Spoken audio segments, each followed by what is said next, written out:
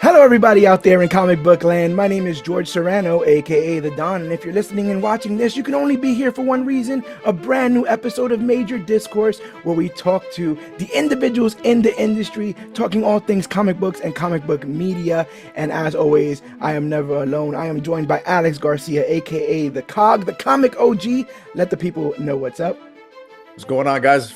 Been a while, but I'm happy to be here again with my boy The Don, and of course, to be talking to the man we're about to have a nice conversation with. Oh, it's about to be fantastic. Ladies and gentlemen, in our midst, we have the visionary behind the Vitruvian, the Academy's ace in the hole, the newest scribe behind Spawn, punk rock's favorite comic writer, Tyler Boss's brother from another mother, the Count of Chocolate Milk, and the innovator bringing us the adventures of animatronic Abe Lincoln, Matthew Rosenberg. How the hell are you? I'm good. I'll be honest. I'm not gonna live up to that intro. Like that was like tune out now. High. So, yeah, like if you're in your car, if you're listening to this on your headphones, just shut it off now. That was as good as it's gonna get. You're done. You're done. Matt, I'm glad that you're here with us to talk about If Destruction Be Our Lot. I want to get into all of your work. Really excited to have this kind of conversation with you. Before we get into any of that, when this episode comes out, the episode prior, we were actually speaking to Tyler Boss, who I know you were very familiar with. Yeah. And the thing is, we ended up having a bit of a good chat, but, I had asked him, I'm going to have Matt on. I want to ask him something important, something, really hard hitting. And so in an effort to ask you something deeply personal, sacred even, he suggested we put this to you. What are your top 3 pierogi flavors? Okay. So here's the deal.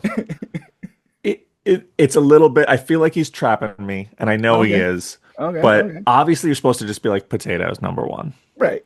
Like that's the classic. It's a little vanilla though.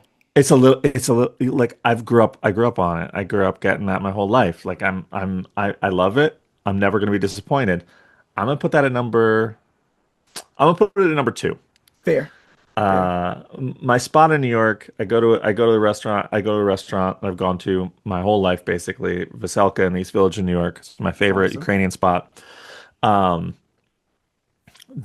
meat, the now they call it like braised beef because it's a little bit fancier. It used to just be meat. Right, just like it's meat. Don't ask meat, what kind of meat. It's just meat. Yeah. There was, when the East Village was sketchy, they were fine just being like it's meat. It's just right. Eat it. Shut your mouth and eat it. It's all hipsters now, Yeah, it's a little fancy, so now they're like, it's braised beef, and I'm like, it tastes the same. It's meat. That's number 1. Potato 2. Number 3. There's a controversial one. They only have it sometimes, but they for football season they do buffalo chicken.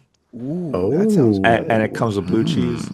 And if it was all the time, I might get sick of it. That's true. But because it's so rare, it feels really good. So like it's number 3. When I have it regularly, it could probably be number 2, number 1 even. But like I'm also aware that like it has the ability to wear you down. So I'm gonna put it at 3. It's a little seasonal, almost like the pumpkin spice of pierogi. Yeah, pumpkin spice pierogies. Exactly. It's football season. I like that. I don't know why in New York we do buffalo chicken. That feels like maybe they should do that in Buffalo, not here. Like we should have a pizza one, but that wouldn't be good. So I don't know. 100%. Matt, you've quickly become one of my favorite modern writers. I think it might be because your humor is like right up my alley. I kept bugging my friend with almost every page turn on a lot of the books I was covering of yours, just being like, how? Like, this is just exactly the kind of joke I would have made in this moment, or I didn't even think of this, but how hilarious is this? I'm dying over dialogue in 4 Kids and Furthest Place and taking everyone down. What are some of your primary comedy influences, and why do you find humor to be such an effective tool in grounding the high stakes of your work? Because it does get kind of high stakes, especially if you're talking about like post-apocalyptic, stories. Yeah. It's funny. I've never been asked about my humor influences, and it's a wild one, I guess. I grew up like in a house that my folks were writers, and so they were very much into writing, but also comedy and sort of respecting that. So I grew up in a house that was very like basically if someone was doing something interesting in comedy, my parents wanted me to like know about it. So if that was like, like when I was a little kid, it was a lot of like Eddie Murphy live, George Carlin live, Richard Pryor live, like a lot of that stuff. Like they'd show me that like way before I should have seen it. Um, and then, movies, I was doing everything from like, Marx Brothers, Woody Allen, up to like, I was really big on the Abrams Zucker and Zucker, like Airplane and Naked Gun and Mhm. that stuff. Like that was huge for me. And I feel like that is a thing that I found in like Mad Magazine. I was a big Mad Magazine guy, Oh and yeah. that to me, like those movies, in the same way that Mad Magazine, like a good Mad Magazine, like every page has not just a joke on it, but like there's like 20 jokes, and you're not going to get them all. There's like little hidden Hmm. jokes and weird gags and things in Yeah. the margins, and that's what those movies felt like to me. So those were like really big for me. But I kind of just consumed everything. I was a big Monty Python kid. I was a big Kids in the Hall guy. Um, Wow. when I was little, me and my buddies had a public access TV show in New York. That Ooh, was that's awful. awesome. Don't go find it. Don't look for it. You won't find it, but it's horrible. But the guys from the state, if you remember the Wow. state, they Yeah, yeah, all yeah, yeah, yeah. they all like knew us, and so like we were little kids, but we'd see them all the time, and they were always like they were just starting on MTV, and we were like antagonizing them, and those guys were a huge influence for me. Like I was just like, oh, these are actual like comedians that I can like run into at a concert or Hmm. like see in the park. Like they'd hang out in our neighborhood, and so like that was a big one. But yeah, it was a lot of that stuff. I was not that into like comedy comics. Like I like grew, but Yeah. like comedy comics was never really a thing that I really got that into. I liked Archie, which is comedy sort of Adjacent. Yeah, yeah, comedy yeah. adjacent. Yeah, it's got Right. comedy. But so it's a little of everything. And that was sort of the formation for me of always trying to just be like I'm a younger brother, so you always kind of got to be funnier than your brother because Right. he can kick your ass. And um but as to why I put in the work, I feel like a story works best when it's sort of, or not always, but like for me, I really like a story that captures like more of the human experience. And that to me is like some heartbreak, some humor, some horror, a little of everything, some excitement. Like I feel like there's the roller coaster idea that like in order for something to be sad, it has to be happy at some point. In order for something to be funny, it has to be dark. And like you constantly like the jokes hit harder if there's something really terrifying around the corner. That anxiety and um so that's just how I try to focus my work always is like yeah, throw some jokes in, but throw some heartbreak in, throw some terrifying stuff in, and it's not all gonna. If we just did a straight comedy or a straight horror book, I always feel like I'm leaving stuff on the table that would heighten the experience.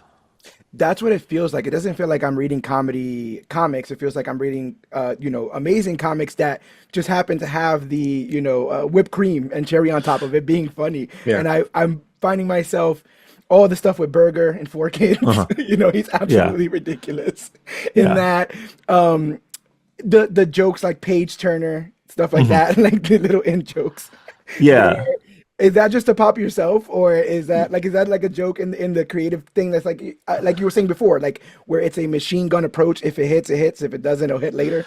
Yeah, yeah. I mean, I think a lot of it, especially doing stuff with Tyler, like so much of that, like we used to work together. Like that book started, we worked at the same day job. And so like a lot of that stuff was just like us being at work, being bored, trying to make each other laugh. And like we do stuff. Tyler described something once.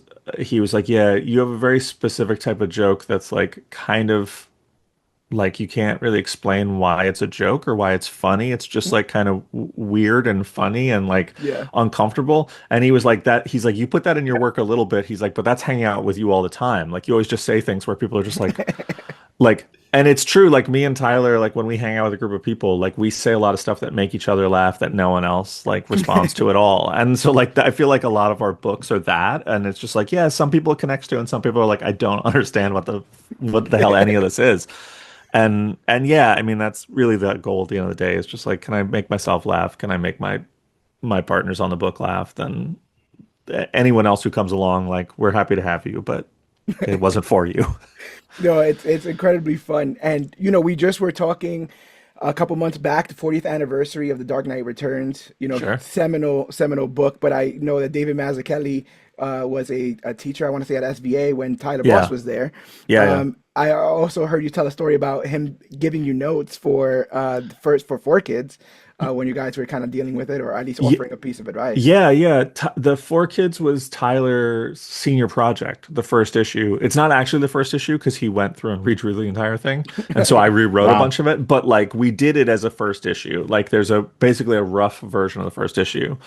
Um, that Tyler was in illustration, and like I think most of the people in his class wrote and drew their own stuff. But he was like, "Hey, let's do something together." And I turned in the script, and Tyler was working on it, and David Mazzucchelli was very kind to read it, and he said to Tyler, he said, would Matt mind if I gave him a couple notes? And so Tyler was like, would you mind? And I was like, no, that would be like the high point of my life. Right. And basically the David came back and gave me a note that I think is a great note that I live by, which is just that he said, like so much of how I laid out a page was based on reading a Marvel or a DC book and just doing, 5 panel page, 4 panel page, whatever. And David was like, that is the way we lay out pages in Marvel and DC because it's the most efficient. It gets you the most story versus how fast it takes. Like it's not actually the best for the moment. It's not the best way to tell a story. It's the best way to tell a story economically. Um, it gets an artist through a page faster. It gets just, it means that you can tell a bunch of story, but not too much story. And he basically said, like, that's assembly line comics. That's comics made to be pumped out every month. That's not Hmm. what you're doing here. Don't make that your goal. Like, your goal should not be, how can I do this the fastest and the cheapest? Your goal should be, how can I do this the best? And that to me is like was a real sort of revelation. And I went back and I looked at a lot of stuff I love that isn't Marvel and DC stuff. And you're looking at, everything from Tin and to like Chris Ware to Mike Mignola. And like it's totally different. It's a totally different language. Yeah. And I think, especially in my indie stuff, like you'll see a big difference between the way I lay out an indie book versus the way I lay out a big two book because of that. Yeah, I Hmm. when I was doing my research of The Dark Knight Returns, I can't remember who exactly said it, but they were talking about the panel layout almost being like a heartbeat, and then you Hmm. have like these big splash pages.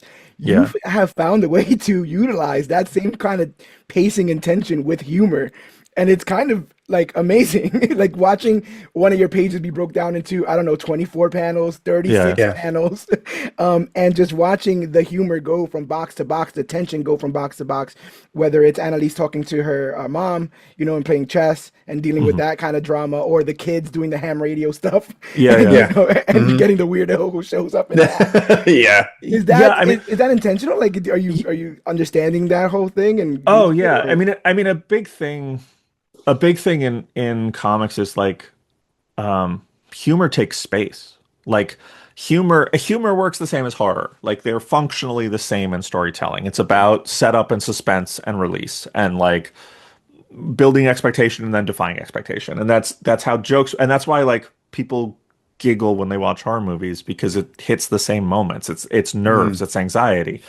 And the so like and that's why you see like now like the two big horror directors of the last few years, like Zach Krieger and Jordan Peele, are both sketch comedy dudes. Like it's yep, not coincidence that's like Key and Peele and Whitest Kids You Know are like dominating horror. It's because it's like it's the same skill set. Like it's the same basic idea. And the big thing about doing humor and horror is that they take space in a comic. Like you can't just be like, here's a setup, here's a punchline, or like here's a scary thing that's about to happen and then it happens. You need room. You need places to Hmm. let tension Yeah. build and breathe.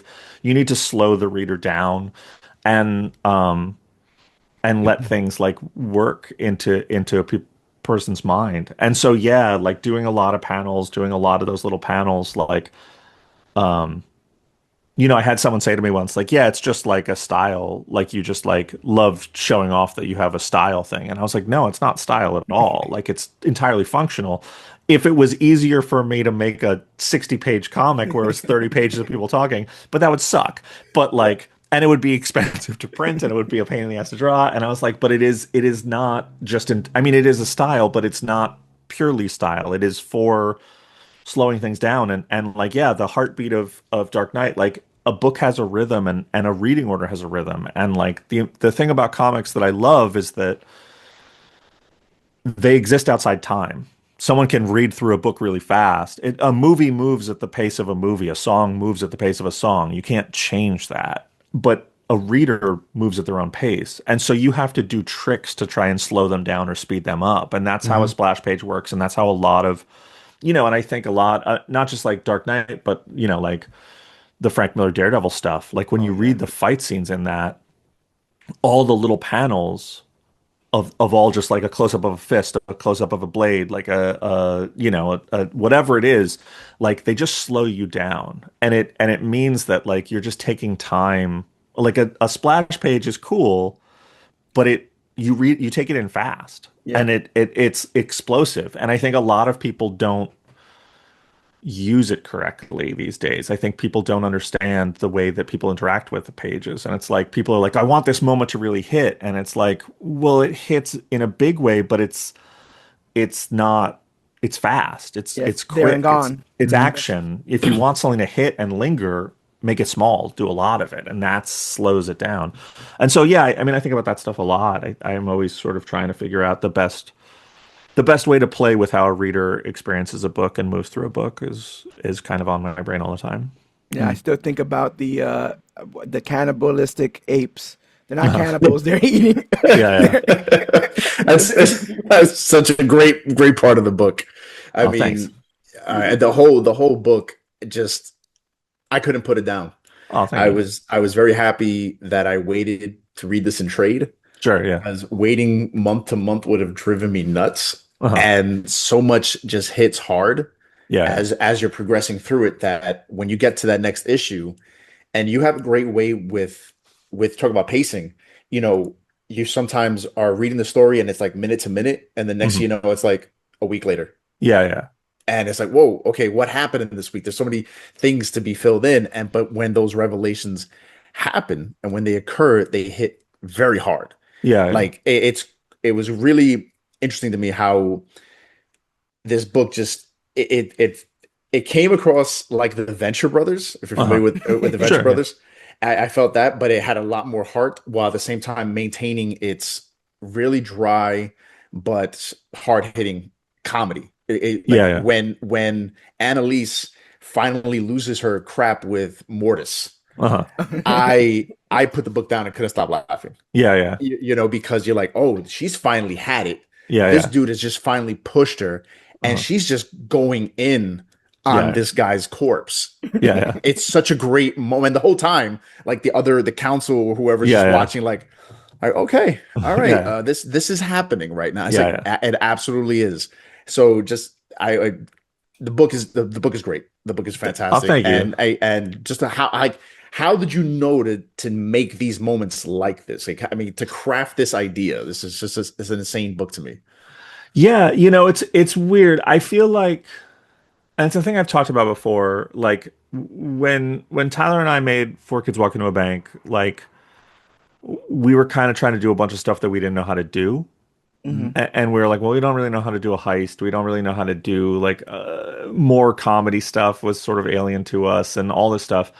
And then it worked because we were really like sitting down stressing about every page. And then we went to go do a sequel to Four Kids, and we got into it. Like I was writing the first issue and he had character designs, and I just had this moment where I was like, this is the same book again. Like we're just doing the same damn book. Like we're doing it as Yeah. sci-fi. And I think I called him at like 2 a.m. and I was like, hey dude, this sucks. And he was like, you're overthinking it. It doesn't. It's not. And I was like, I think it is. And I was like, fine. And then the next day he called me and he woke up and was like, yeah, it's the same book. We're making the same thing. And I we could have done it well. We could have done it very well. Um, it would have been not as good as Four Kids, probably. But people would have liked it. People really liked Four Kids. They would have liked it. Some people would have liked it more because that's how these things work, but we would have liked it a little less. And so to me, I was like, well, let's go do stuff that we're not comfortable with. Let's go and figure out. And we actually made a checklist of like stuff that we hadn't done before. And that's what's the furthest place from here was this checklist of like, well, we've never done an ongoing together. Post-apocalyptic is like the world building. Like there was a whole list. Like there's a whole lot of stuff that like stuff that hasn't even come out as we're finishing the book now. We're working on the end of it. Like there's a whole lot of stuff from that list that we were just like, hey, we're not comfortable doing this. And that's why to me, like that's my favorite thing I've ever worked on is what's the first place from here, because we were just constantly pushing ourselves. And in the same way, we're taking everyone down with us. Like that book came about because Stefano Landini, my partner on the book, was like, hey, let's do a spy book. And I was like, man, I love spy stuff, but like I never really done that. That's not really my wheelhouse. And then he was like, let's make a robot the lead. And I was like, I don't even know what the fuck that means, dude. Like, why would a robot be like, that doesn't make any sense. And it really like scared me. Like I really went into this being like, I don't know how to do this. Like I had a full week of just like, I wasn't working on anything else. And I was just like, I'm just going to take a week and just like think on this. And I was like, there were multiple days that I would go to bed just being like, I don't think I can do this. Like, I don't know what it is. And from that, I think the book is very special to me because we're pushing ourselves. We're scared. We're trying to do stuff we don't know how to do. And that there's never anything that feels like a routine to us in it. Like there's never any going through the motions. And like, you know, every creator has those books where you're like, yeah, you've kind of done this before and I've seen it. And I do too. But like, the ones that are special are the ones where they're energized for whatever reason. And for me, the thing that energizes me is being like, is waking up being like, I don't think I know how to do my job today. And then trying to figure out if I can. Yeah. And, you know, I know sometimes that's going to backfire and I'm going to end up on something where I'm like, I didn't know how to do that. And I never quite got it. There's a book I'm working on now that like, we've been working on it for 9 months. And 9 months, I've been telling the editor, like, I don't think I know how to do this book. Like, I don't think I know. I was like, and my editor was just kept being like, no, it's really good. It's really good. And I was like, it's not as good as it could be. And literally 2 weeks ago, I was like, oh, this has to happen. And if this happens, it works. And my editor was like, oh my God, that changed everything. And I was like, yeah, but now it makes sense. And all these things make sense to me. And sometimes it's just working through that fear. Like, comfort is not my friend when making something. Like I shouldn't be comfortable. That's just the bottom line. That's a good mindset. Yeah. I dig it. I mean, because back to how you talked about, to me, this wasn't a spy book. The spy aspects to me were just the backdrop. Yeah. To me, this is a coming of age story. Sure. Yeah. You know, where the girl just happens to be in this spy world. And it's, like I said, it reminded me so much of Venture Brothers or even like Austin Powers, because this is not James Bond. This is, you know, so I would say you did a great job of hiding, whether you did it purposefully, the idea of, I don't like writing spy books. But I'm going to write this coming of age story about this girl, because that's really what it really was about to me. Yeah, I mean, some of it was a cheat. When I told Stefano, I was like, this is what it is. He's like, well, I really want to do a spy book. I was like, there's going to be spy stuff, man. I was like, there's a spy. I was like, the main character's a spy, and the villain's a spy. And like, there's spy stuff. And he was like, okay. And then when he got it, he's like, okay, I get it. But like, I sold it to him, and I was like, it's kind of a coming of age story about this young girl, and like, figuring out if she wants to follow her dad's path or go her own way, and all this stuff. And yeah, I mean, like, that's the thing is like, you know, sometimes genre is just set dressing for something else. And I was like, well, it's spy stuff in name. But you know, it's not that important. I think if you're like a James Bond guy, some of the James Bond fans are going to be like, yeah, this wasn't really for me. And that's fine. But absolutely. Somewhere around the heroin and the I'm not too sure. But the thing is, even with that, like one of the things that I feel like you have a real knack for is concealing crucial information from the reader without making the story feel like frustrating or empty. I remember reading through Where's the Furthest Place from Here, that first issue, and being like, I love this, but I'm not even sure I know exactly what's going on here. But I didn't feel cheated. I didn't feel like, you know, that I wasn't getting my money's worth from the book. How do you find the balance between keeping the audience in the dark and ensuring that they stay enthralled in what's happening on the page. Is there like a trick to knowing exactly when to pull back the curtain? Is that something you're still kind of experimenting with? No, I mean a lot of people fucking hate it. Like when we make books, a lot of people are like, "This sucks. I didn't know what was going on." Yeah, I mean, I think that's look. There's different types of readers. They're just like are, and I spent so long at Marvel and DC, and Marvel and DC especially I feel like at Marvel there is not everyone and not everywhere, but there's a sort of Stan Lee ethos at Marvel that is, Stan said approach every comic like it's someone's first comic, which is sort of a great idea and was a great idea that you should never be alienating to your reader. And I like that idea, but also that idea is really dated to me. Like I was like, that's a pre-Wikipedia idea, that's a pre-back issues idea, that's a pre Marvel reading app idea, that's pre-billion-dollar movie idea. Like I don't have to explain who Captain America is when he walks into a comic. I don't have to have him be like, I'm Steve Rogers, the Right. defender of freedom. And I think there are readers who grew up on that stuff and things like that that really don't like not knowing the lay of the land. They've been trained on that and they know that. And I get that. And that's great. And there are books for them and that's awesome.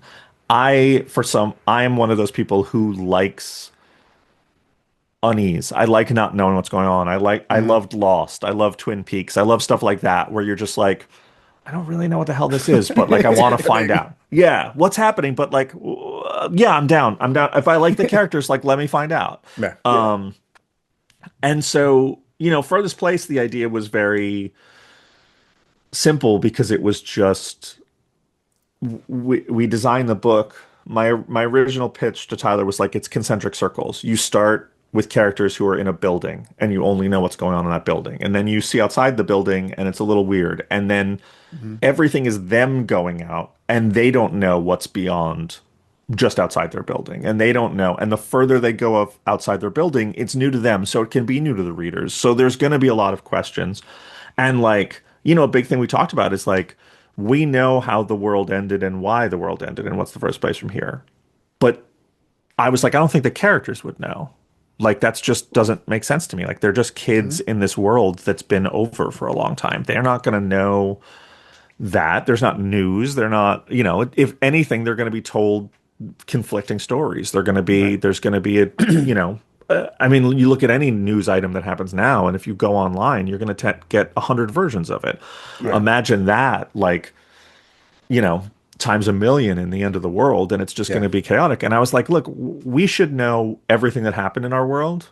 I don't think necessarily characters ever need to know. And with that, I don't know that the readers ever need to know. Like, if the characters don't know, I don't know why the readers should know. And me and Tyler got really excited about that idea. And then right before the book came out, I was like, hey, just so you know, like a lot of people are going to be really frustrated by that and walk off the book.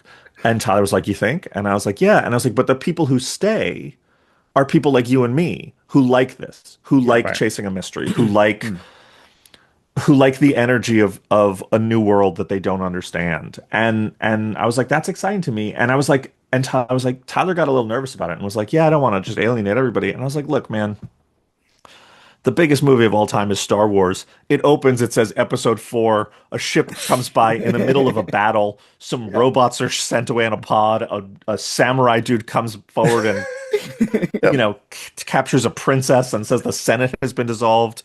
And I was like, it's baffling. It's totally baffling. But the audience was like, I like it. I'm going to find out what this means. And then they get it. And I was like, we've untrained audiences to be curious, to be patient.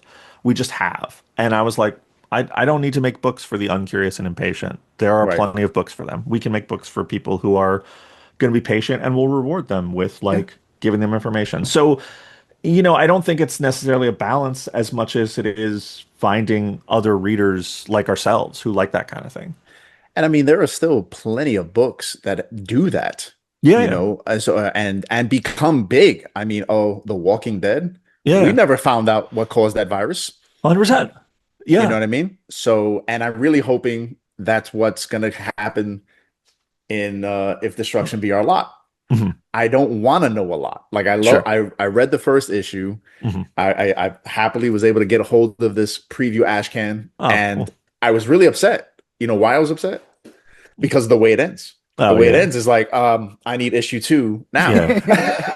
Because I'm like, where's all the info? I want not more Yeah. information about the world. I want to see the progression Mhm. of this world. I want to be Yeah, in it. And I like it was such an abrupt ending. I was just like, yeah. Mhm. where do we go from here? Yeah, So yeah. where do we go from here? Yeah, it's funny. That is a different, like, that's taking a lot of the stuff we've talked about, what I've just been talking about with you guys, and adding a whole other layer. And that layer is Andy McDonald, who draws the book. And Mhm. Andy, very early on the book, said something to me which I loved, and like we took up as a challenge and as a sort of mantra for the book. And he said, so many books are made. The first issue is the pitch to the publisher. So they've taken extra long on it. They've put all the best stuff in it. They put the biggest moments. The artist took the most time drawing it. And he said what it means is that all the best stuff happens in the first issue. And what you get is just like the logical progression of what you see in the first issue.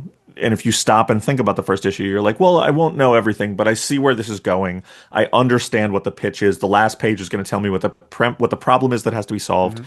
And then we're just going to solve it for 4 issues or 5 issues or 10 issues or whatever. And he was like, and what you get is just diminishing returns. And it makes sense from a business Yeah. standpoint because your first issue sells the best. The most people are exposed to it. You want to come out swinging on the first issue and hook people the most. And Andy was just like, let's not do that. Let's make it that the book ramps up as it goes. It gets bigger, the art gets more ambitious, the world gets crazier. You get more mystery, you get more character, you get more of everything, more scale, more scope. And he was like, let's make it so that the people who like the first issue and stay with us are rewarded every month by the things they like being maximized, not Mhm. coming to their conclusion. And I love that idea. And it's there's a lot about If Destruction Be Our Lot that was really bad business wise, Yeah. but creatively was really fun.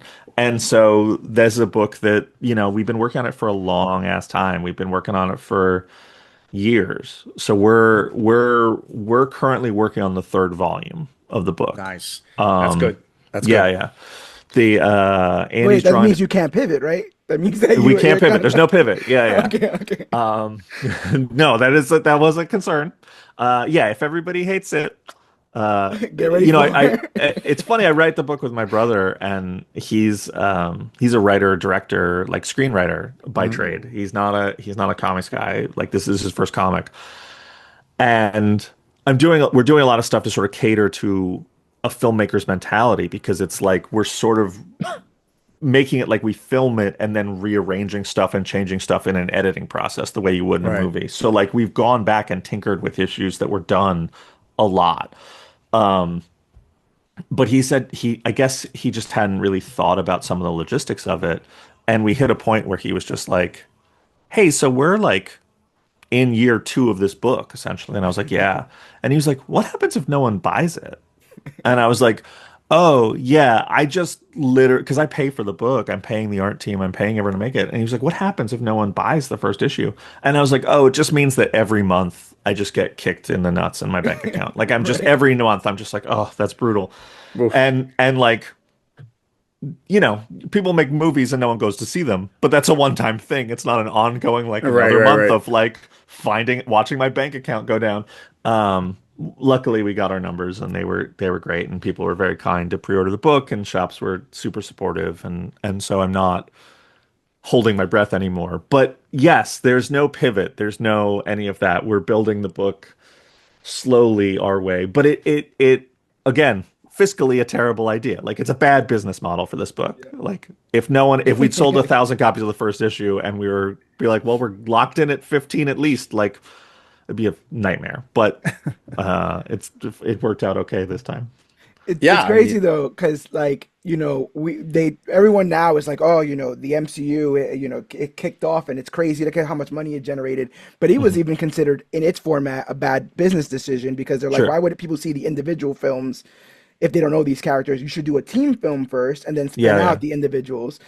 and now that's just the method. So there's going to be a Matthew Rosenberg method when all this is said and done. When this proves positive, people are going to be like, we got to do Yeah. it. There's another way to do this. There's other ways for this medium. And I'm such an evangelist for this medium that Mhm.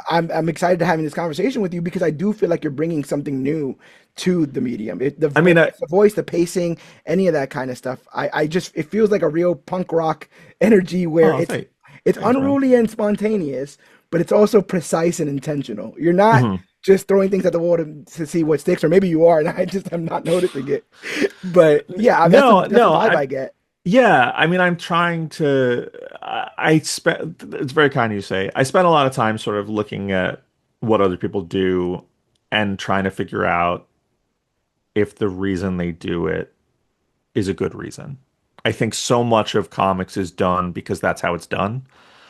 Yeah. There's so much just like historical precedent, and so many things are like it's a medium that changes all the time. It's an audience that changes all the time. So I think there's so many things that we do that people are just like, well, that's what we do, and it's like, but that isn't what we should do. It's not the smart way to do things. Hmm. Um, and I think that's true for the creative decisions too. And I don't know. I look to a lot, like for the way we're making the book, like obviously like Kirkman was a huge influence. Like Kirkman sits down and is just like, hey, I'm gonna make a whole book. Like I don't have Kirkman's bank account to do that Right, with right, right, exactly. right. But like I can't argue with the hit rate. Like I love everything Robert does. Like he's just, one of my favorite writers. And so I'm just like, yeah, man, I want to try that. I want to do that. And so it's a lot of just like taking things that I think are cool and interesting, or examining why things are the way they are. And that's kind of how I try to approach things. And, you know, some of it doesn't work, some of it fails. And that's, I own those. I go, yeah, I screwed that up, but I tried and that was something. Yeah. Yeah, I Bringing, mean, speaking of go ahead. things that I can't wait for you to try, Mhm. because I haven't read a Spawn book Mhm. since the dawn of Image. Uh-huh. That was right in my wheelhouse. I think you Sure. and I are about the same age. Hmm. So if you remember when Image came aboard, and Spawn and Brigade and Wildcats and all that stuff was hitting the Yeah. shelves, everybody had to buy it. Yeah. But after like issue 9, I was like, okay, I'm Oh, issue kind 10. of Issue 10 is my favorite issue. It's Yeah, not, but see, look, issue 10 is I issue was 10 about to is literally say. one of my favorite Spawn issues. It's not my all-time favorite, but it is one of Oh, my that's funny. favorites. That's That's funny. so Yeah, funny. I think once I read the Angela issue, I was like, I'm done. Oh, Angela stuff's And crazy. so Yeah. and but yeah, but I do applaud Spawn because it Sure. is the longest running indie book of all time. Hmm. He McFarlane the existence of Image is the reason why we're talking about your book and a lot of other 100%. books. You know what I mean? So, but now that you're jumping on, Hmm. I'm going to finally probably read some Spawn. All right. So, can you tell us what to expect? Because one thing I'm curious is I don't know Spawn, and from the Yeah. aside from the Violator, I don't remember anything in Spawn being funny. So Um, how are we gonna have some Matthew Rosenberg isms in the so Spawn book? yeah, Spawn is first of all, I hear that a lot. That people are like, Spawn's not funny, and I was like, well, it is fun. It is definitely funny in places. They're definitely like Spawn himself. He's not funny. He's never Right. funny. No, Uh, Violator I remember was funny, especially when John Violators, Leguizamo. yeah, yeah, yeah. Violators funny.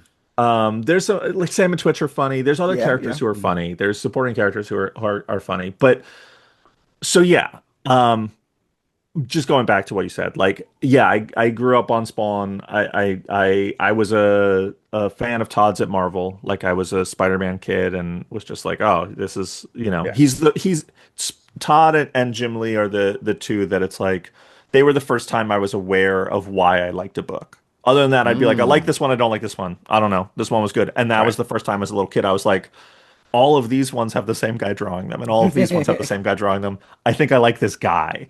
Right. And so like yeah, I followed them over to Image. I was grabbing Wildcats, I was grabbing Spawn, and like yes, I wouldn't be here if it weren't for them in terms of making me fall in love with comics, in terms of keeping me in love with comics, and in terms of the what Image did. Like the I wouldn't be here if it weren't for the Image books that came after those books, and I wouldn't be here if Image didn't have the opportunities that it has now for me as a creator.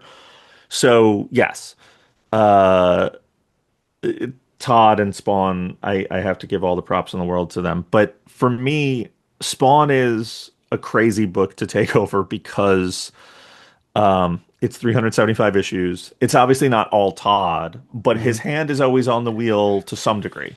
And it's Um, mostly Todd. It's like I want to say like 80% of it is like Todd. it's 80% Todd. Yeah. And you know, I look, I've written Uncanny X-Men, I've written Batman, I've written Amazing Spider-Man, I've written, all these things. Hmm. When I do that, I don't have to call Stanley and Jack Kirby or Steve Ditko and be like, hey, Right, this is right, what I'm doing with your Yeah, that's character. true. I have right. to get on the phone with Todd and be like, this is what we're doing. I was like, this thing that you came up with, I'm throwing that out. And I Yeah, have to just be like, and sometimes he goes, "Yeah, don't throw that out." And you go, "Okay, Right. okay." Like yeah, that's good. Yeah. It's good. He knows better than me. Like those are good notes. Right. But for the most part, Todd is just really enthusiastic about what I'm bringing, which is a nice feeling. I think if the audience is not, he will lose that enthusiasm pretty quick. But for now, I have his blessing and his support, which is like one of the greatest thrills of my career. Yeah. As to the book itself, when I got on the book, because I was trained at Marvel and DC, because I grew up in writing at those places. First thing I said, I was like, we want a jumping on point. We want something big. And Todd was like, sure. And I said, let's do a new number one. And he said, absolutely not. It was just like, no.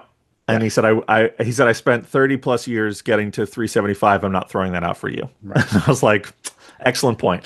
And I said to him, I was like, on that call, I was like, look, I was like, I just want to try and do whatever I can to sell more books. And he said, you want to sell more books, make a better book. All And right. I was just like, well, okay, I'm getting smacked around by Todd a lot Right. tonight, Right. deservedly so, a little fire under me that I was like, yeah, okay, let's do Okay. that. My idea for the book, I'm not. I got rid of the new number one thought. I got rid of all that garbage. I'm really proud to be taking over Spawn and King Spawn where I am. Proud of everything that came before. Proud to be associated with it. But my thought is, if you've read 375 issues of Spawn, I want to make a book that's something you've never seen before. Mhm. If you stopped reading Spawn at issue 100 or issue 9 or whatever, I want to welcome you back. If you've never heard of Spawn before, that's okay. Like you don't need to know anything. Right. So what we're doing to do that is 375, which comes out in May, in a few weeks, is Yep, yep. Todd and Brett Booth's last issue for now. And me and Steven Segovia have a 5-page story in the back where you introduce a character. We introduce a kid, who you're going to see a lot of, and he has this moment that changes his life and sort of sets up things that are going to come. Okay. Then a few weeks later, King Spawn 55 comes out. Me and Thomas Natchlick on that book, and it's a 1 year time jump. It's been a year. Mm. Ooh. And then the next month, Spawn 376 is the same. It's been a year. So there's a year missing. Okay. In that time, there's a few things that I'll tell you. You don't actually need to know them because they're explained right on the Right, first right. page. But basically, Spawn, for those of you who don't know at home, he's a guy. His name's Al Simmons. He was a soldier. He died. He went to hell. He made a deal with the devil, Mel Bolgia, Alboja. to come back and see his wife. He wanted to see his wife one last time, but it's a deal with the devil. And so when he came back, it was 5 years. She'd been remarried and had a new family, and he came back as this monster, basically. He came back as Spawn, who's a soldier for hell. So he gets his wish, but not really. And then his fate is that he is trapped in this war. He's a soldier in a war between heaven and hell that has been going on since before humanity existed. And heaven and hell fight over Earth. Earth is a battlefield. And Spawn has fought on both sides in this war. He's thrown down the gauntlet. He's gone. He's left. He's died, and then someone else has become Spawn. He's come back. All of these things have happened.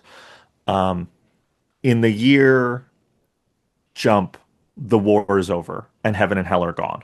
Oh. That's not part of the book anymore. Um, Hmm. and what that means, what one would think it means, is that the world is a better place because it's not a battlefield. But that's not what it means. For all the people who were religious, who had faith, who believed in a higher powers, had everything proven that correct to them. Everything they believed was true, and now it no longer applies to them. They can't get into heaven. They won't get sent to hell. so they've lost their faith. They know God is real and God is an absentee parent to them now. Right. For all the people who Wow. didn't believe in that stuff, the atheists, the agnostics, the non-believers, they've now been proven wrong too. They know Right. heaven and hell were real, and also it doesn't mean anything to them. And so there's a mass depression that swept the planet. Economies have collapsed. People stop going to work. Addiction is on the rise. Crime is skyrocketing because there's no moral law backing up. There's no being a good person doesn't get you anywhere, doesn't get you a reward in the afterlife. Being a bad person doesn't get you punished. So people are just living their life in the moment, and it is bad. The world is very bad. And in that time, Spawn is missing. He's gone. Some people think he left with hell. Some people think he did his job and went into heaven. Some people think he never existed at all. He's missing. And so in both of these books, you're going to be looking for Spawn, finding out where he is, what he's been doing, and we're introducing all new characters. We're introducing new stories. When Spawn returns, he's going to have a new mission, new powers, new vibe, new villains to face. So it's very much a jumping on point in every way. And yeah, I'm trying to make it very much a book that people who like my stuff would dig, and I'm trying to make it very much a book that people who like Spawn would dig, and very much a book that people who didn't know they would like Spawn would dig. Easy peasy, you know? Just Yeah, getting all, just get getting all that. everything for everyone. Yeah, it's not a Yeah. problem. Well, you got me because that's Yeah. something I wasn't expecting to hear, and That I'll sounds definitely pretty be checking out badass. the first few issues. Definitely for Yeah. a book. I all these years I've been wanting an excuse to get into Spawn. I Thank you, mean, yeah, thank you. yeah. There's a funny thing we're doing in. I mean, I can tell you more, I guess. No, no, Yeah, there's no yeah, one to stop me. yeah. So there's Spawn and King Spawn. There's two titles, Wait, and I'm Todd, what happened? yeah, yeah, yeah. My phone is about to be ringing. Um, there's two titles. There's Spawn and King Spawn, and basically Spawn is fighting this new war. Um, the world is in such a dark place that Spawn is trying to be a beacon of hope for people, which he's never been before. He's always been a creature that operated in the darkness. So he's really trying to be a public figure, a superhero in the classic sense of the word. He's trying to show people like there's someone fighting for you and there's hope. Um, and that's what the Spawn book is. It's Spawn on a big stage trying to do heroics and save people and inspire people. But he also knows that he's a soldier to know that enough that he knows that you can't win a war just by doing the Hearts and Minds campaign. You Hmm. have to actually do things that the public doesn't want to see and doesn't want to know about. Yeah. And so that's what King Spawn is. And I basically I pitched it to Todd. I said it's basically they're two sides of the same coin. It's what he does in the daytime and what he does at night. It's what he does in the light and the darkness. And Todd was getting it. And I said basically the easiest way to think about it is the pitch is what if Superman's secret identity was that he's Batman? That Yeah, yeah. he's doing he's terrifying people while he's providing the good people are getting hope from him and the bad people are real scared of him. And so Yeah. he's trying to be both of those things and they're in conflict and he's got to navigate it. So both books, you can read them each separately. They are standalone stories, but they do stuff crosses over and stuff connects. You don't have to read it. If you just want to read King Spawn or you just want to read Spawn, you can, and we're going to give you a full story. But if you read both, you're getting a much bigger picture that's more rewarding, I think. Very That's cool. awesome. You were talking about this whole like in the light and in the darkness. Right now, fans are currently glued to Daredevil Born Again, Sure. which is out. Everyone's loving it. It's great to see that iteration of those characters continue from the whole Netflix stuff. And I really, really enjoyed your 2017 Kingpin Oh, series. yeah. Um, what was it about that character that made him like a compelling figure to write? Because it feels like a lot of what you've been just saying, right? He's in the light, he's Mhm. beloved by the people of the city, and Yeah, then yeah. he might be doing some other kind of shady stuff in the dark there. I guess your feeling overall on like Daredevil, Wilson Fisk, how where it's jumped from since that miniseries, and your appreciation, I guess, of the Yeah, I mean, title. I think I'm a huge Daredevil fan, but I Daredevil's one of my favorite characters, but I truly think that Kingpin is the best villain in the Marvel universe. I Ooh, think he is. Wow. Um, I think he's the one that you can understand his motivation the most. It's the most relatable. You understand. He's the most sympathetic, but he's also has the potential to be among the most monstrous. yeah, He's really vile, and he is the same basic idea as the characters you love. That it's just like like Thanos was never, there's never a world where Thanos is going to be Thor. Like there's never a Right. world where Thanos is going, you're going to be like, well, if things were different for Thanos, he'd be a good guy. And like I know No. they do that sometimes, but like come on. Like Doctor Doom Yeah. is always going to be a Doctor Doom. Kingpin's origin makes him right in line with your Spider-Mans and Daredevils, that he's like a New York City kid who just like had a rough life, had some bad decisions, and he just took a different lesson than them. And he just is the other side of that coin. So I love Kingpin. I love when they explore him and give him depth because I think he's a really a good Kingpin story should make it so you're like there are moments where you're like, wait, is Kingpin right? Yeah, Like maybe is he he's right? right. Like I don't know. Are you digging D'Onofrio?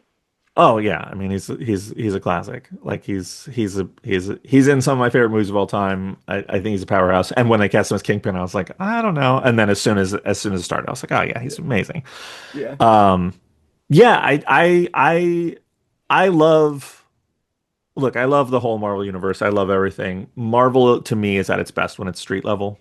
Street Yes. level stuff is like it is just where it's at. I think the cosmic stuff is really fun. I love that stuff. My favorite cosmic stuff is Nova because he's a street level kid in That's space. true. Yeah. Yeah. And I think, it's funny because it's like people are like, well, you don't like the Guardians? And I was like, well, the Guardians had that energy. Like the Guardians have Yeah. that sort of street level energy and like and especially when they started, not when they started, but like the modern Guardians, like where they come from is very much a grounded take. It's like, well, it's a war book. It's a World War II book. It's Annihilation and it's just like they're like in a war and so I love all that stuff but yeah I can't get enough of the street level stuff and so when you have Kingpin and Daredevil going I think that's kind of the best place the Marvel universe that's the best they have to offer. But looking over your career and a hell of a career it is, what seems very interesting is it almost seems like a career in two halves, split in the middle by COVID. It Hmm. feels like once like COVID happens and you start making different Yeah, books. Were you affected by, I mean, New York City, I was there. I yeah, remember yeah, initially the curfews and you're like, trains are not running at yeah, this trains are not time? What are running you like talking yeah, about? yeah. I can't go to the corner store. What do you Yeah, the mean? bodegas being closed was like to me that was like I don't know how to explain it to non-New Yorkers being like, oh yeah, bodegas I didn't know had doors. Like there were bodegas where I Yeah, was like, I didn't know this place had a gate. Like the supermarket, the 24-hour supermarket in my neighborhood, I was like, I didn't know they had a door. Like right. I literally didn't know that. Um and yeah, I mean I think I yes, I was here. I was locked in my apartment thinking the world was ending, listening to sirens all the time trying to think about what I wanted to do and what I wanted to say and what I wanted my career to look like. And I was doing books. There's some books that I really like that I did, but I wasn't getting, I wasn't seeing the opportunities I wanted, and DC. I just stepped out of my Marvel exclusive contract and was talking to Marvel about stuff, and there was cool stuff, but I was just like, yeah, I don't know that that's exciting to me. I want to be doing stuff I haven't done before. And that's when, what's the first place from here was sort of born in that, like, honestly, all these books that I'm talking about, sort of the origin is those moments. Like, if Destruction Be Our Lot starts at the start of COVID, We're Tapering Down with Us, we begin to talk about it at the start of COVID. Um, and then DC made me cool offers, and I was like, well, this is cool. This is different. This feels exciting. Like, and so, yeah, I think there's a big turning point for me. The Four Kids Walk Into a Bank movie was like coming together. Oh yeah. And Congratulations, by so, the way. oh, thank you. And so I think that for me was a big moment of like seeing the Four Kids movie happening. Like obviously we didn't know it was happening. The but like we thought it was closer to happening at the start of COVID than it had been before. And that to me was like, oh, this is a real thing where I should be like chasing my own stuff. Like there's a value to like people see a value to it besides, just the guy at my local comic shop or whatever. Yeah. And then we put out What's the First Place from here and it did really, really well. And that was it. That sort of sealed it for me that I was like, oh, I'm not, there was a point where I was like, look, I'll take a pay cut. I'll step away from DC and take a pay cut to go make my own stuff because it feels important to me. And then when What's the First Place from Here hit, I was like, oh, it's not a pay cut. I was like, okay, There well you go, then, man. then Yeah. I don't know what we're even talking about. Like, and I love DC and I love working there, and I've had a blast, and I have more stuff I want to do at DC, and I'm always talking to them about when my schedule opens up coming back, and they're very receptive and they're very kind, they're very supportive company, and I can't say enough nice things about DC, but I think they understood that I was like, yeah, I just have these opportunities that I want to chase. That it's like I'm at a point where I just want to be doing things that are exciting to me. Yeah. And when those things become not exciting, I'm sure something else will be exciting. And maybe it's going to DC, maybe it's writing GI Joe comics. I don't know. I mean, I love GI Joe. I know that would be exciting. But like, Yeah. who knows what it is? But like, there's always something that's going to be exciting in comics. But for now, I just had to go where I was excited. That just seemed like the time was right. And, maybe that was because we all thought the world was ending for a I was minute about to there. say nothing makes you nothing Yeah. is come to Jesus moment than everything absolutely shutting down at Yeah, a certain yeah. point. I, So yeah, I was like, I guess I just live in this box that is my apartment, my shitty apartment, and I guess I just need to like be making myself happy with my work because yeah. what else is there? I mean, I and still think we moved away from that way too quickly. I feel like everyone just kind of shrugged off COVID, like, this is just something that happens, and it's like Oh yeah, yeah. we There's are not still a dealing with the latent effects of I, Zoom well, I mean, calls and all this stuff.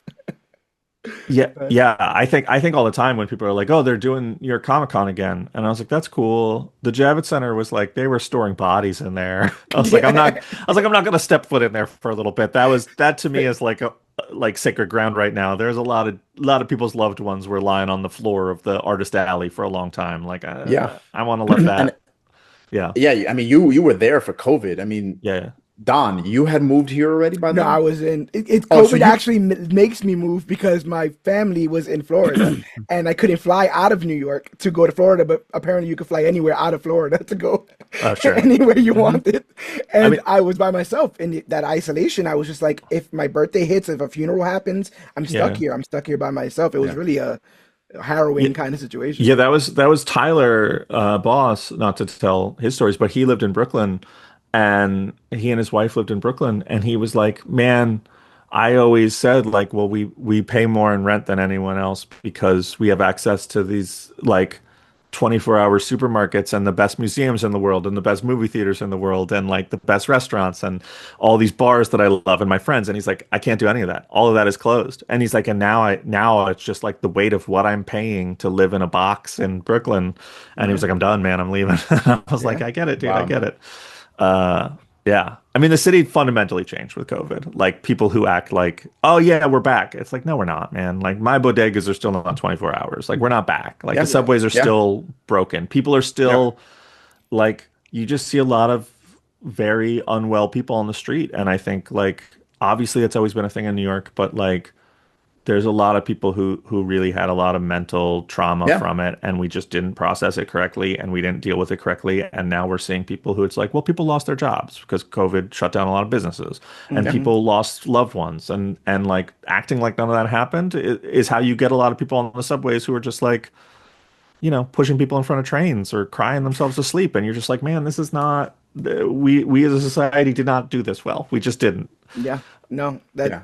You know, I buy that. but I mean, because I don't want to go down that rabbit hole. We're here to talk Sure. about your books, and but That's part two. honestly, but, right? But that kind of reminds me. I've heard you talk about this with regard to if destruction be our lot. How Mhm. in this country, and I'm an educator, so I've Yeah. seen it. I taught civics. People don't know their history, and people Sure. here, especially in this country, don't know their history. Yeah. And look, people are already forgetting what just happened a few years ago. Oh yeah. So I'm really hoping, that books like this make people go, well, why was that? Or who was this person? And why was their words so impactful? What does that mean? Yeah. And Yeah. makes people not just because I mean, I could read comics all day. I could read Sure. these fictional stories all day, but you also have to read stuff and learn about history and Yeah. what's going on around you because otherwise you forget about it and it happens again. Yeah. Yeah. I mean, I think, it's funny because you talk about the historical nature of it, but also for me, like if destruction be our lot in a lot of ways, it's about a lot of things.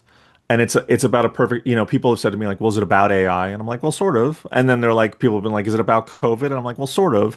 But Right. like, it's about a lot of things. But I do think like a lot of the ideas are baked in the last 10, 15 years of things we've seen in American culture of that are a bigger part that I don't think people talk about and discuss, and I don't think people look back historically and think about like, and I'm just thinking about the ways people are isolated from each other. And like obviously COVID was a very real way we are, but like I mean, you guys were in New York, like like there's just not New York has a war on public spaces. Like you're just like, where can you just go hang out with people? And it's like, Yeah. oh, now everything is like, well, go to the bar, go to the restaurant, go to the movie theater. And it's like, well, what if you don't want to spend $20 to see your friends? Like, where are you supposed Hmm. to go? The parks close at 7 p.m. Like the cops will Oh, come and harass still? you. I mean, the parks, yeah, some of them, yeah. Yeah. Washington And Square you got Park, the like cops patrolling they and got a stuff. Yeah. cops, yeah, Washington Square, like they do sweeps, they kick everyone out, and I'm like, man, I grew up in this Sheesh. park at 2 in the morning. Like this I is, yeah. Prospect Park. Prospect Park. That Oh was my yeah, park. for I sure. lived in that park and we stayed there all night. All I night, mean, yeah. and this was back in the 80s when it was just like your parents were just like, yeah, come back to the apartment Yeah. whenever. Yeah, And 100%. And I think that book, I think so much of what we see in society right now in the world in general is this product of a lot of people monetizing the idea that isolating people and making people lonely is a good way to get them to do what you want and buy what you want. And it's a war on community and it's a war on connection with people. And so we made a book about loneliness and isolation and how if you see the book and if you look at Obstruction Bear a lot, like our character, like he's Abe Lincoln, but he's a robot of Abe Lincoln, but he's in a world full of robots. He doesn't need Mhm. to be alone, but no one is speaking the same language. No one is Right, connecting with anyone else. And he's the only one sitting there being like, isn't there more to this than right. this? Like, isn't Hmm. there more than just being surrounded by people? Shouldn't we be sharing things? Shouldn't we be a community? Shouldn't we be looking out for each other? And so, like, that goes back to all of this stuff that we talked about, like Yeah. all the bummer stuff. But the book has jokes in it too, so it's okay. Yeah. Yeah. There you go. There you go.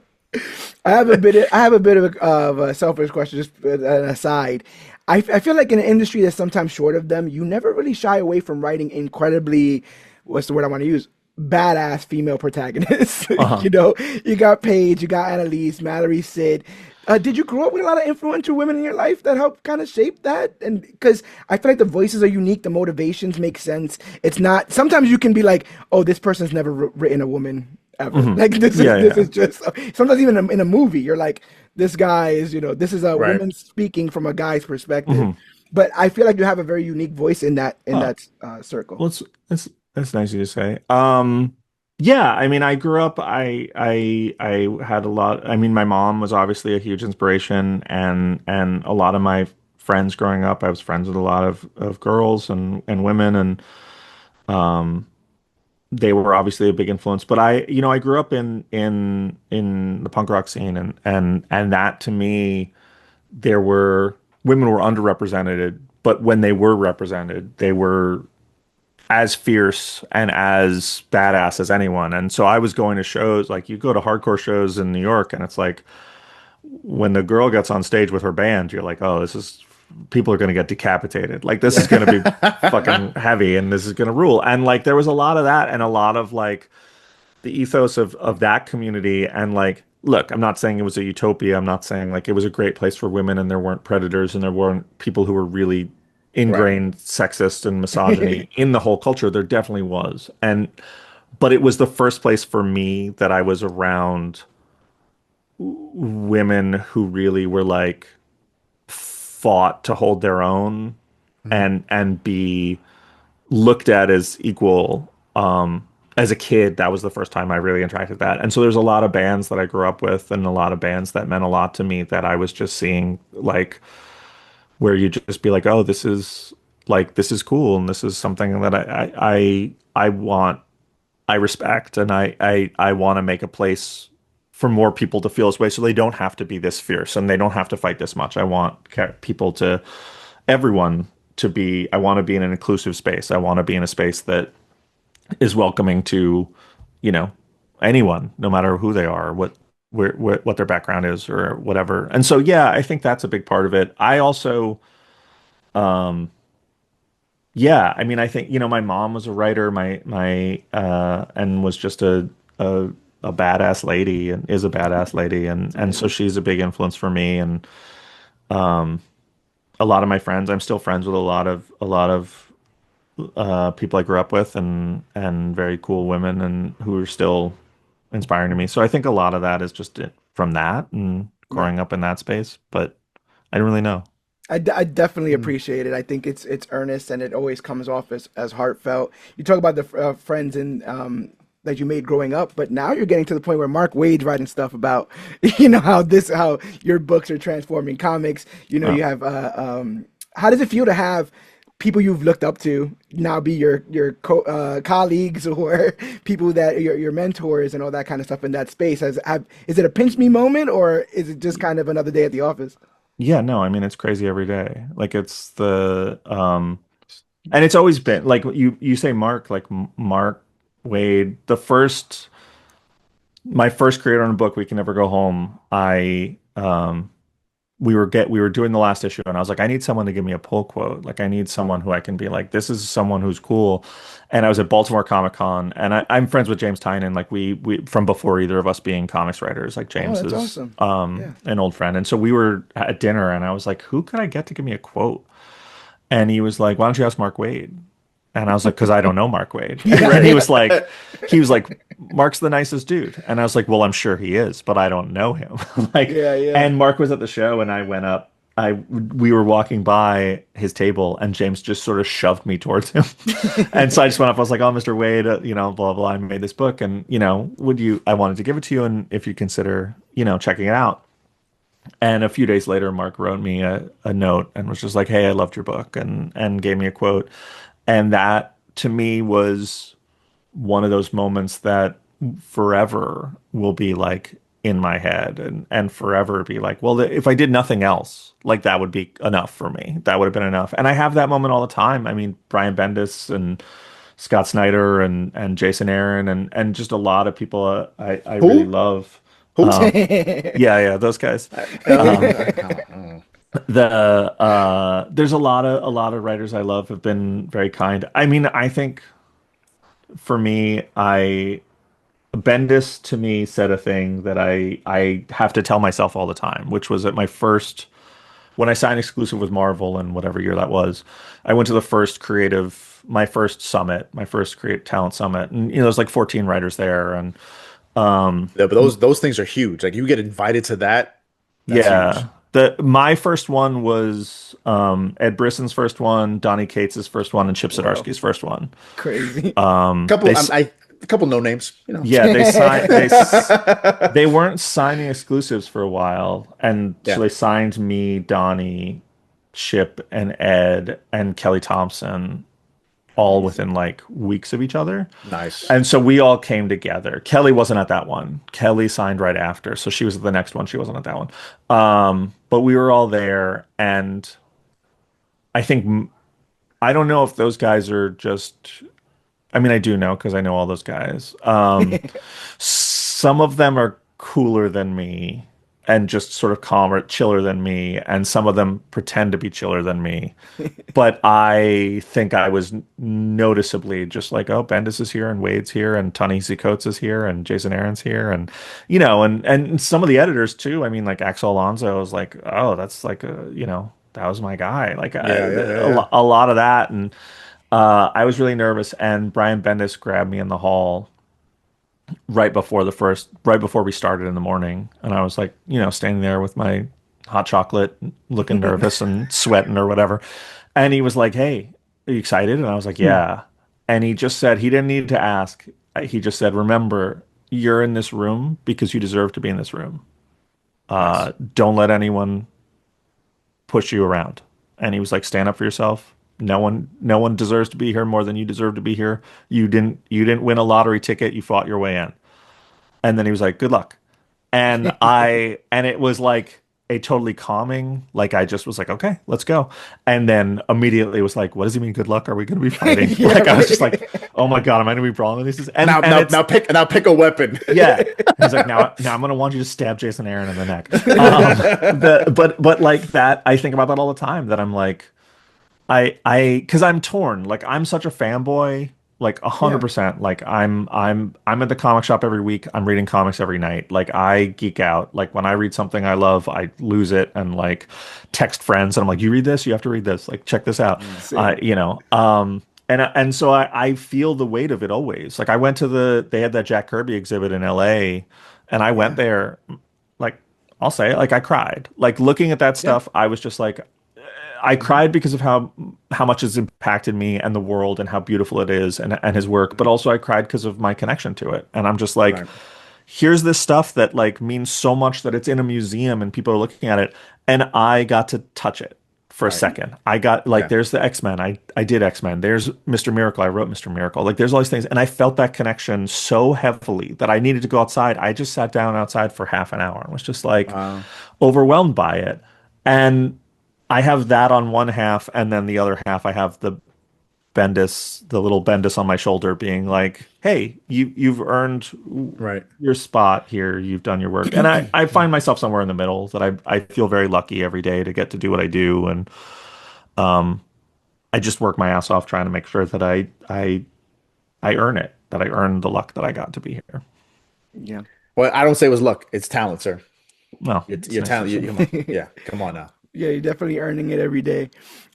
Yeah, people, you guys got to go pick up If Destruction Be Our Lot. It's coming out May 6th. As we see Matthew Rosenberg working along his brother, Mark Rosenberg. That's got to be a fun, fun little Yeah, thing. And you guys yeah, hazing each other in that process, in that creative process there? No, we're past that stuff. We spent Cool, our whole cool. lives doing that. No, Yeah, it's yeah, been yeah. great. It's been great. He's my brother's a great storyteller and has a great head for story in a very different way than I do, Hmm. and like has completely opposite taste of me and everything.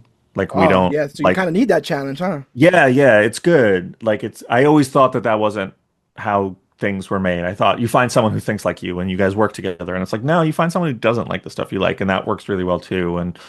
Um and so it's really good, and it also like I've co-written a bunch of stuff. I co-wrote with Donnie Cates, and I've co-written with James Tynan and Kelly Thompson and Mariko Tamaki and Tyler Boss obviously and Nick Spencer and just like a ton of writers who I love and respect. But when you do it with your brother, like you don't have to be polite. It's not a work relationship. Right. So we Yeah. cut through all the crap. Like we're just like, hey man, this sucks. Like fix it. And Yeah. and Right. that's nice. That's refreshing. It's I couldn't do that even with, like Tyler's like a brother to me, and I couldn't just be like, dude, this sucks. I mean, I Right. probably can. We do that sometimes, but not to the level that me and Mark can, where we Right. can just be like, hey, we just know. Like it doesn't come from a place of hostility. It comes from a place of like, we want this to be good, man. This isn't good to me. Like, fix it. Let's fix it. Let's make it work. And it's been fun. It's been really great. I'm very excited for the book to come out and for him to experience how fun it is to make a comic because he's made film and TV, and that's a very different thing, and that has its own set of thrills of like sitting down in a theater and watching your movie start is probably awesome, and seeing your show on broadcast on TV is awesome, but like I don't know, man, I love comics. I'm a comics guy, so I'm just Oh like, yeah. yeah, like man, Wednesday, like go to the shop on Wednesday, like Best watch day Yeah. of the week, baby. it's the best. It's the best. Like my two favorite shops are Midtown because it's my local, and Third Eye in Maryland, and like those are Steve at Third Eye is like my boy going way back, and so I said to my brother, I was like, hey, we're gonna sign at these stores. Like you just have to do two. Like he's busy, and I was like, just come do two signings. Like come shake some hands with the fans. Like take Yeah. some pictures. Like Right. meet some people. See the people who pick up the book. Like experience that. It's really an honor to get to shake hands with people who buy your book. And Yeah. Tom Cruise doesn't get to do that very much, and Steven Spielberg doesn't get to do it, but we do whenever we want. So it's Yeah. I don't take that for granted. Yeah. Yeah. So are you doing a signing at Midtown and Midtown, Third Eye. We're gonna do a few others, but not a ton because we're all real busy. Yeah. I And got you. yeah. Uh, TSA, I I don't know know. if they're at work yet. What's yeah, going yeah. on there? Yeah. I don't know if the airports exist. I don't know if you can get on a plane in under 9 hours. Um, 100%. but yeah, we're gonna do that. We're gonna sign in Philly and then a couple other like kind of local spots, and then I'll probably do some West Coast stuff by myself. But Okay. No, I can dig it. No, I mean, if you get a chance, I know Andy went to Grasshoppers Comics. a couple years ago, and I got to meet him there. Oh yeah. That's on Long Island. Oh, I know where Grasshoppers is. Yeah. Oh, you've been there? Oh yeah. I used to work in Mineola. Oh, Yeah. I worked in Albertson, but I took the train to Mineola. yeah. I mean, that Mineola stops right there. Oh yeah. I Okay, know the Mineola stop well. All right, so you know John and Dan then. I went there before I was making books, so like I knew I was just a guy who'd go in and buy some stuff. But yeah, Well, that's awesome. Hey, they were really good burger right around the corner too. Yes, no, the food on that strip right there is delicious. It was featured on Diners, Dives, and Dashes or whatever. Yeah. What's that place? There's Hildebrandt's. Is that Hildebrandt's? Yeah. Exactly. That's a great burger. That's a great burger. Great burger, great ice cream. Yeah. But do they have buffalo chicken pierogies? Is the real actual question? Probably not. Look, you can get by with a great burger. I'm not judging you if you don't like a great burger. 100%. We do this though, guys, comic book click, because I believe we're evangelists for this medium. I think it's unique. It's different than any other medium out there. Incredibly personal, but it also connects so many people. And what you said right out of your mouth, it makes me smile because I do believe that these books connect people. I do believe that these books let people be seen who may not have been seen. And you are like, there's so much intent behind your work. And we live in a world where content is just being churned out on a treadmill. And to see somebody who is so earnest about their process and so who wears their heart on their sleeves in regards to what they're trying to accomplish, the themes that they're trying to accomplish and something. Comics is lucky to have you, Matthew. Honestly, I really believe that really like all this stuff, the reason why all this stuff is succeeding is because I feel like you've tapped into something in the psyche and the zeitgeist of comic book fans that they haven't felt in a while. And you may be standing on the shoulders of the giants that you read growing up and the people who have helped you along this way in this whole punk rock band that you've collaborated with all the other members, jamming out and just providing this great content. But I say this all the time, it's not the Supermans of the world that inspire me when I read these comics. Is the people behind the books who are living in the regular terrible world that I am, who find the time, the time, the effort, and most importantly, the energy to put into their books something of optimism, something that makes people want to go on, a little bit of hope. And that stuff is palpable. Like you said, people may have not caught some of these stories that you've written issue to issue, but they can pick up those trades and all that feeling is still in there, solid. Look at you're creating converts. We're creating converts over here. And I just wanted to end it by saying thank you, honestly, because in a world where people are constantly phoning it in, you're not making any book you don't believe in.